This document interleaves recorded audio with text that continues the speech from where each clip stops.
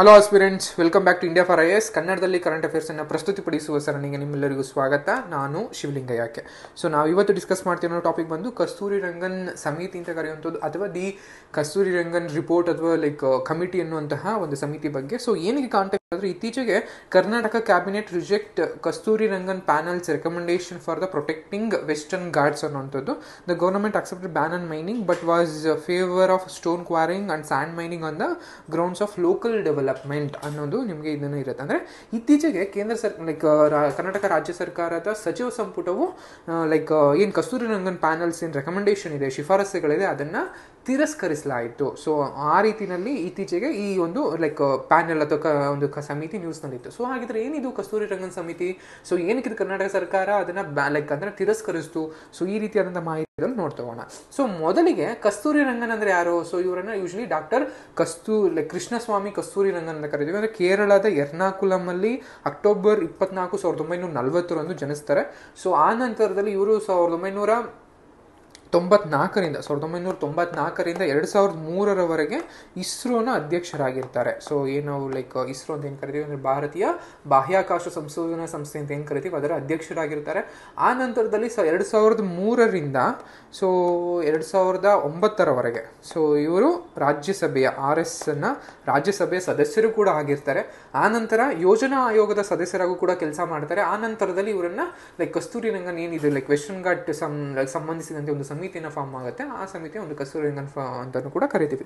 So ಇದಿಷ್ಟು ಕಸ್ತೂರಿ ರಂಗನ್ ಅವರಿಗೆ ಸಂಬಂಧಪಟ್ಟಿದೆ. ಅಂದರೆ ಯೂಶಲಿ ಅವರು ಕೇರಳದ ಎರ್ನಾಕುಲಂಗೆ ಸೇರಿದವರು. ಆ ನಂತರದಲ್ಲಿ ಅವರು ಇಸ್ರೋನ ಅಧ್ಯಕ್ಷರು ಕೂಡ ಆಗಿರ್ತಾರೆ. ಅಂದರೆ 1994ರಿಂದ 2003ರವರೆಗೆ ಬರೋಬ್ಬರಿ 6 to 7 8 to 9 ಇಯರ್ಸ್ವರೆಗೂ ಕೂಡ ಅವರು ಇಸ್ರೋನ ಅಧ್ಯಕ್ಷರಾಗಿರ್ತಾರೆ. ಆಮೇಲೆ 6 ವರ್ಷಗಳ ಕಾಲ ರಾಜ್ಯಸಭೆ ಸದಸ್ಯರಾಗಿರ್ತಾರೆ. ಆಮೇಲೆ ಯೋಜನಾ ಆಯೋಗದ ಏನು ನೀತಿ ಆಯೋಗಕ್ಕೂ ಮುಂಚೆ ಯೋಜನಾ ಆಯೋಗ ಅಂತ ಏನು ಕರೀತಾ ಇದ್ದು ಅಥವಾ ಪ್ಲಾನಿಂಗ್ ಕಮಿಷನ್ ಅಂತ ಏನು ಕರೀತಾ ಅದರ ಅಧ್ಯಕ್ಷರು ಕೂಡ ಅಥವಾ ಸದಸ್ಯರಾಗಿರ್ತಾರೆ. ಆ ನಂತರದಲ್ಲಿ ಈ ಒಂದು ಸಮಿತಿಯ ಅಂದರೆ ಪಶ್ಚಿಮಗಳಿಗೆ ಸಂಬಂಧ ಒಂದು ಸದಸ್ಯರಾಗೂ ಕೂಡ ಇರ್ತಾರೆ. ಅಂಡ್ ಪಶ್ಚಿಮ ಘಟ್ಟಗಳು ಅಂತ ಬಂದಾಗ, ವೆಸ್ಟರ್ನ್ ಘಾಟ್ಸ್ ಅಂತ ಬಂದಾಗ ಯೂಶಲಿ ನಾವು ನಿಮಗೆ ಇಲ್ಲಿ ವೆಸ್ಟರ್ನ್ ಘಾಟ್ಸ್ ಅಂತ ಕರಿತೀವಿ. ಅಂಡ್ ಈ ಭಾಗವನ್ನು ಈಸ್ಟರ್ನ್ ಇಂಡಿಯಾ ಅಥವಾ ಈಸ್ಟರ್ನ್ ಘಾಟ್ಸ್ ಅಂತ ಕೂಡ ಕರಿತೀವಿ. ಈ ವೆಸ್ಟರ್ನ್ ಘಾಟ್ಸ್ಗಳು ಯೂಶಲಿ ಗುಜರಾತ್ ಅಂದರೆ 6 ರಾಜ್ಯಗಳ ಮೂಲಕ ಹಾದು ಬರುತ್ತೆ.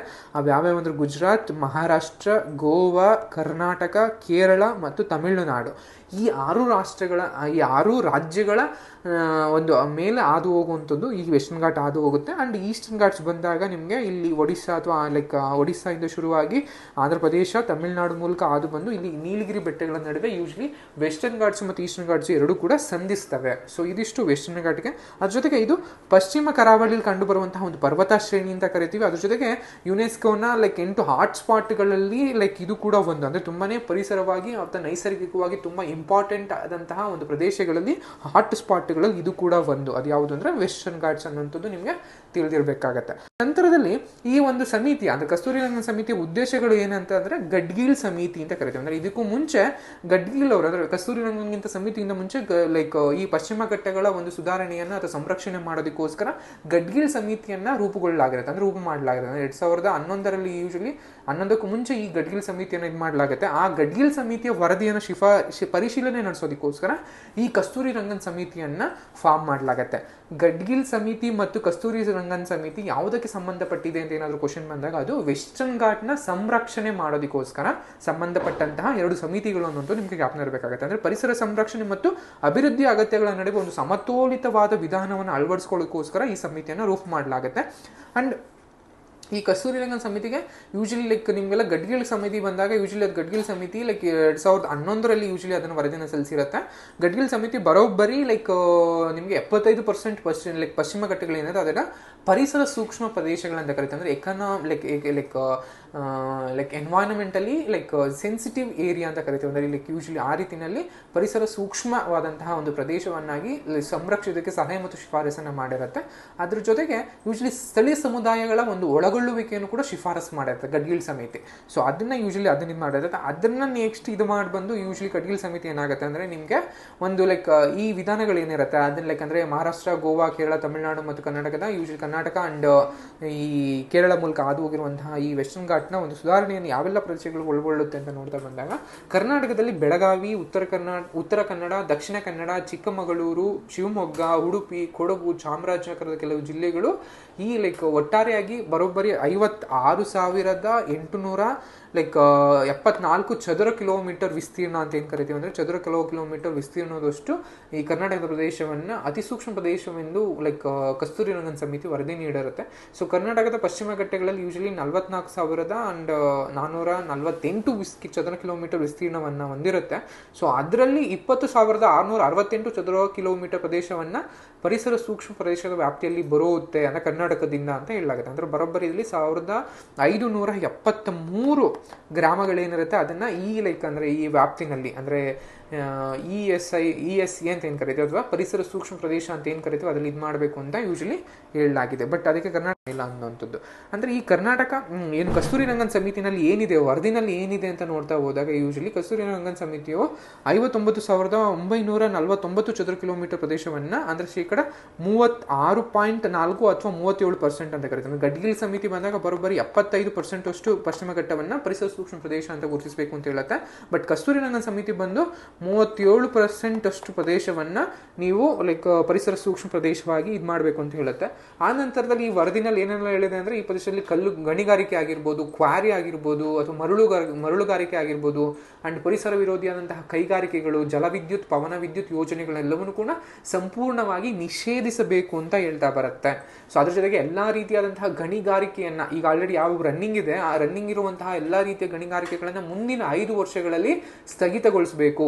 ಅದ್ರ ಜೊತೆಗೆ 20,000 ಚದುರ ಕಿಲೋಮೀಟರ್ಗಿಂತ ದೊಡ್ಡದಾದ ಯಾವುದೇ ಆದಂತಹ ಒಂದು ಕಟ್ಟಡವನ್ನ ನಿರ್ಮಿಸುವಂತಿಲ್ಲ.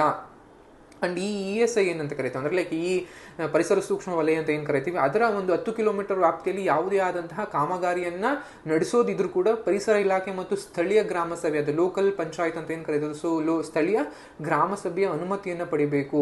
ಅಂಡ್ ಅದ್ರ ಜೊತೆಗೆ ತೋಟಗಾರಿಕೆ ಆಗಿರ್ಬೋದು ಅಥವಾ ತೋಟಗಳನ್ನ ಆಗಿರ್ಬೋದು ಒಳಗೊಂಡಂತಹ ಕೃಷಿ ಚಟುವಟಿಕೆಗಳನ್ನ ಅನುಮತಿ ಕೊಡಲಾಗಿರುತ್ತೆ.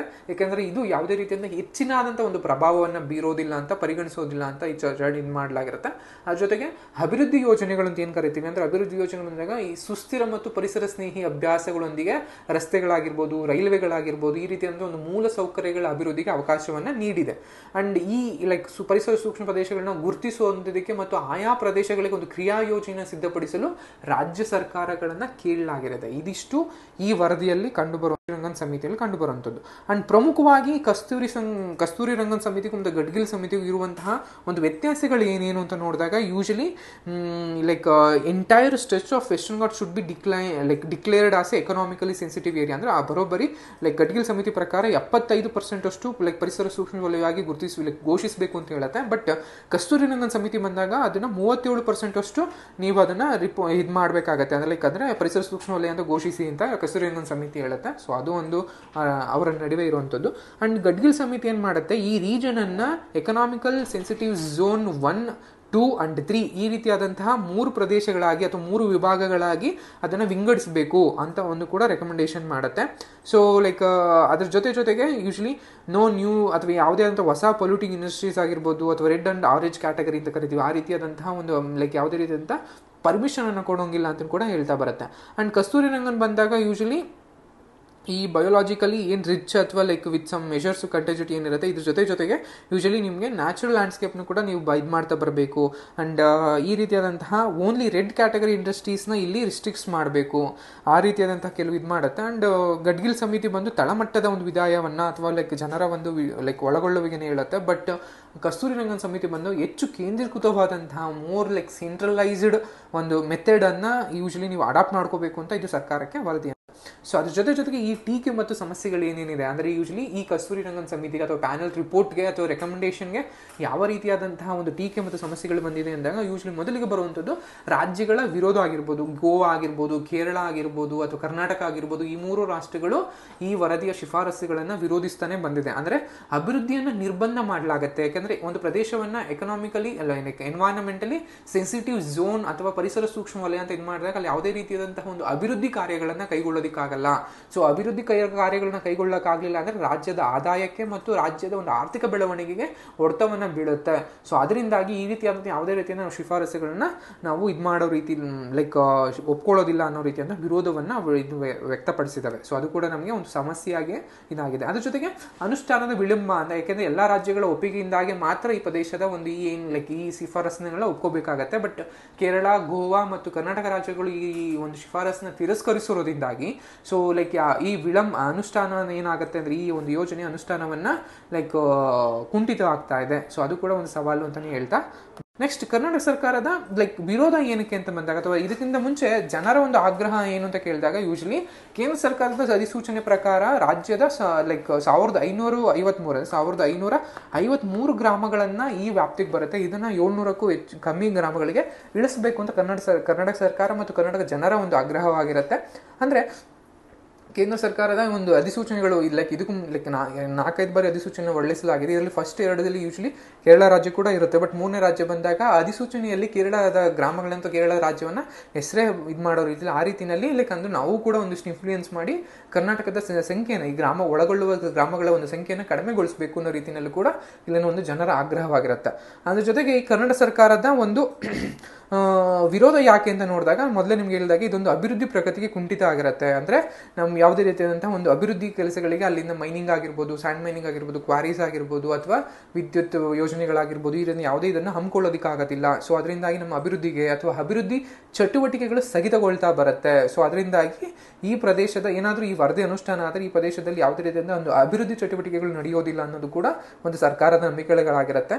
ಅಂಡ್ ಈ ಕಸ್ತೂರಿ ರಂಗನ್ ವರದಿ ಏನಾದ್ರು ಇವೆಲ್ಲವೂ ಕೂಡ ಉಪಗ್ರಹ ಚಿತ್ರಗಳ ಆಧಾರದ ಮೇಲೆ ಸಿದ್ಧಪಡಿಸಲಾಗಿರುತ್ತೆ. ಅಂಡ್ ನೆಲವದ ವಾಸ್ತವತೆ ಅಂದ್ರೆ ಲೈಕ್ ಅಂದ್ರೆ ಒಂದು ಇಲ್ಲಿನ ಒಂದು ಲೋಕಲ್ ರಿಯಾಲಿಟಿನೇ ಬೇರೆ ಇರುತ್ತೆ. ಸೊ ಅದ್ರ ಬೇಸಿಸ್ ಮೇಲೆ ಈ ರಿಪೋರ್ಟ್ಗಳನ್ನ ಮಾಡಲಾಗಿಲ್ಲ. ಸೊ ಅದರಿಂದಾಗಿ ಇದಕ್ಕೆ ನಮ್ಮ ವಿರೋಧವಿದೆ ಅಂತಲೂ ಕೂಡ ಕರ್ನಾಟಕ ಸರ್ಕಾರ ಅದನ್ನ ಹೇಳ್ತಾ ಬಂದಿದೆ. ಅದ್ರ ಜೊತೆಗೆ ಈಗ ಆಲ್ರೆಡಿ ಈ ಪ್ರದೇಶಗಳಲ್ಲಿರುವಂತಹ ಜನರು ಕೃಷಿಯಾಗಿರ್ಬೋದು ಅಥವಾ ತೋಟಗಾರಿಕೆ ಚಟುವಟಿಕೆಗಳನ್ನ ಒಂದು ಎನ್ವೈರನ್ಮೆಂಟ್ ಫ್ರೆಂಡ್ಲಿ ಅಥವಾ ಪರಿಸರ ಸ್ನೇಹಿಯಾಗಿ ಆಲ್ರೆಡಿ ಅಳವಡಿಸಿಕೊಳ್ಳಲಾಗಿದೆ. ಕರ್ನಾಟಕದಿಂದ ಯಾವುದೇ ರೀತಿಯಾದಂತಹ ಒಂದು ಪರಿಸರದ ಒಂದು ದೌರ್ಜನ್ಯ ಅಥವಾ ಪರಿಸರದ ಮೇಲೆ ಹಾನಿಯನ್ನ ಹೆಚ್ಚಿನ ಪ್ರಮಾಣದಲ್ಲಿ ಮಾಡಲಾಗ್ತಾ ಇಲ್ಲ.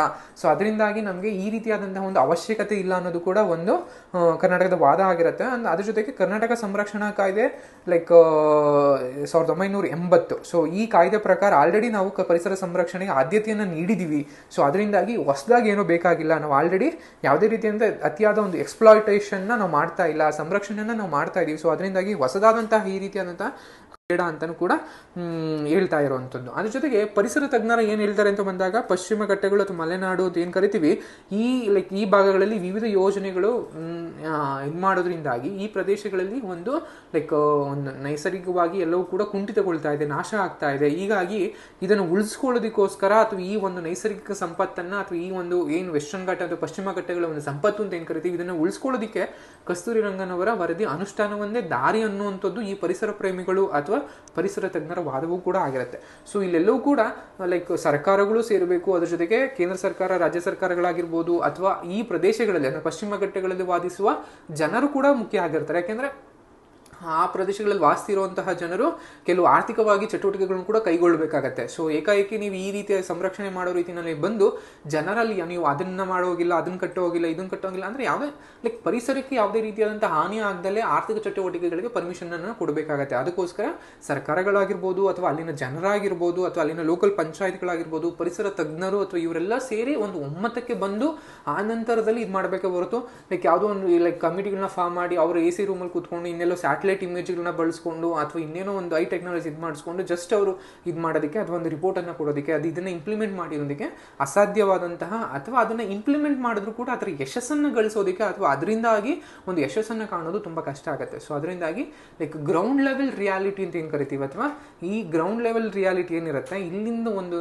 ನಾವು ಇದನ್ನ ಅದಕ್ಕೋಸ್ಕರ ಜನರನ್ನು ಕೂಡ ಭಾಗವಹಿಸಬೇಕಾಗುತ್ತೆ, ಜನರ ಪಾಲ್ಗೊಳ್ಳುವಿಕೆ ಕೂಡ ತುಂಬಾ ಮುಖ್ಯ ಆಗಿರುತ್ತೆ. ಆ ರೀತಿಯಲ್ಲಿ ಮಾಡ್ತಾ ಬಂದ್ರೆ ಮಾತ್ರ ಮನುಷ್ಯ ಮತ್ತು ಪರಿಸರದ ನಡುವೆ ಒಂದು ಸಮತೋಲಿತವಾದಂತಹ ಒಂದು ಅಭಿವೃದ್ಧಿಯನ್ನು ಕಂಡುಕೊಂಡು ಆ ಮೂಲಕ ರಾಷ್ಟ್ರಗಳು ಅಥವಾ ರಾಜ್ಯಗಳು ಅಭಿವೃದ್ಧಿಯನ್ನು ಹೊಂದಬೇಕು ಅನ್ನುವಂಥದ್ದು ನಮ್ಮೆಲ್ಲರ ಅನಿಸಿಕೆ. ಸೊ ಇದಿಷ್ಟು ಈ ವಿಡಿಯೋ ಸಂಬಂಧಿಸಿದ ಮಾಹಿತಿ. ಈ ಮಾಹಿತಿ ನಿಮ್ಗೆ ಇಷ್ಟ ಆಯಿತು ಅಂತ ಭಾವಿಸ್ತಾ ಈ ವಿಡಿಯೋನ ಇಲ್ಲಿಗೆ ಎಂಡ್ ಮಾಡ್ತಾ ಇದ್ದೀನಿ. Thank you.